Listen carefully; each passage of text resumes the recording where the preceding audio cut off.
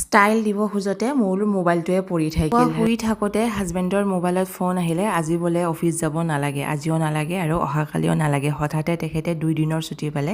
আচলতে এনেই নাই পোৱা, যোৱা সপ্তাহত এদিনৰ ছুটি নাই পোৱা, সেইকাৰণে 2 দিনৰ কাৰণে ছুটি দি দিলে।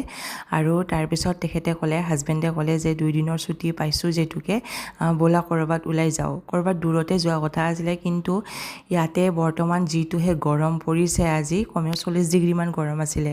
তাৰপিছত মই ক'লোঁ কি যে নাই, এতিয়া বহুত দেৰি হৈ থাকিলে, এতিয়া আৰু কেনেকৈ ইমান দূৰত ফুৰিব যাম, গতিকে ওচৰে পাজৰে যি জেগা আছে তাতে আমি ফুৰিব যাওঁ। আৰু সেয়াই প্লেনিং কৰি তেনেকৈ কৈ পিনে ঘৰৰ পৰা ওলাই আহিলোঁ। কমেও 11টামান বাজিছিলে আৰু ওলাওঁতে, 10:30 নে 11টামান বাজিছিলে আৰু আমাৰ। আৰু তাৰপিছত একো এটা খাই অহা নাছিলোঁ, খাব খোজাতে এয়া মোবাইলটো গাড়ীৰ সন্মুখত ৰাখিম বুলি ভাবোঁতে মোবাইলটোৱে পৰি থাকিলে। এয়া মই আচলতে একো খোৱা নাছিলোঁ, ইহঁত দুজনক দিছিলোঁ মই ৰুটি আৰু কণী বনাই পিনে। মই একো খোৱা নাছিলোঁ কাৰণে এটা এগ পেটিছ মানে ল'লোঁ, আৰু লগতে ইহঁতেও খাইছে বাৰু, হাজবেণ্ড আৰু প্ৰাচুও খাইছে। তাৰপিছত এয়া গৈ আছোঁ, আৰু সঁচাকৈ জম্মু কাশ্মীৰখনত বাহিৰৰ মানুহবিলাক আহিব আচলতে ভয় কৰে, কাৰণ ইয়াতে যিবিলাক ঘটনা ঘটি থাকে সেইকাৰণে ভয় কৰে। কিন্তু ঘটনাবোৰ ঘটি থাকে এই কাৰণেই, কাৰণ ইয়াতে জম্মু কাশ্মীৰৰ ঠাইবোৰ দেখিছেনে কিমান বেছি ধুনীয়া, একেবাৰে বৰষুণৰ বতৰ হওক বা ঠাণ্ডাৰ বতৰে হওক বা আপোনাৰ এয়া গৰমৰ বতৰে হওক, বতৰ যিয়েই নাথাকক কিয়, কিন্তু মানে কি ক'ম আৰু, জম্মু কাশ্মীৰখন সঁচাকৈ বহুত বেছি ধুনীয়া, সেইকাৰণে এইবিলাক ঘটনা ঘটি থাকে ইয়াতে। বাৰু আমি গৈ পিনে কি পালোঁ, আমি গৈ পিনে পালোঁ আপোনাৰ চেনাব ব্ৰিজ।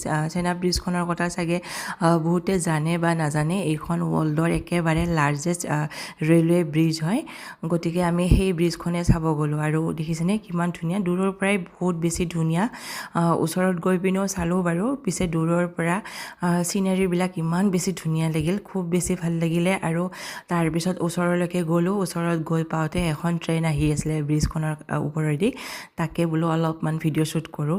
মই প্ৰথমতে ভাবিছিলোঁ এইখন বন্দে ভাৰত নেকি, বন্দে ভাৰত নহয়, এইখন কিবা বেলেগ এখন লোকেল ট্ৰেইনেই আছিলে, ইয়াৰে শ্ৰীনগৰলৈ যাব। আৰু তাৰপিছত এয়া অলপমান এনেকৈ ৰেকৰ্ড কৰিলেও ভাল লাগিলে। ব্ৰিজখনৰ ওচৰত যোৱা মানা এনেকৈ দূৰৰ পৰা চাব পাৰি, বহুত মানুহ এনেকৈ চাব আহিছিলে, গতিকে আমিও অলপমান তেনেকৈ চালোঁ।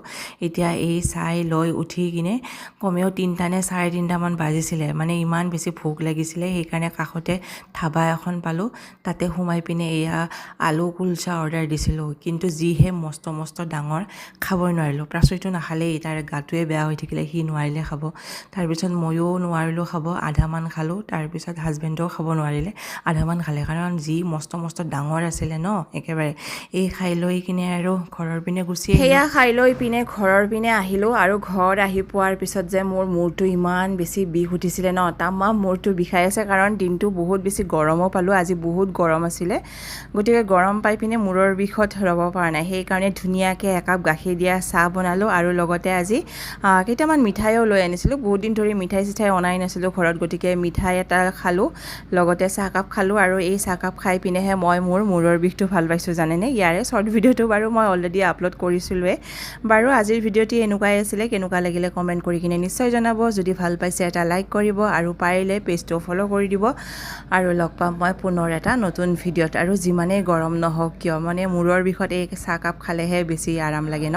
বাৰু আজিলৈ আহিছোঁ, বাই।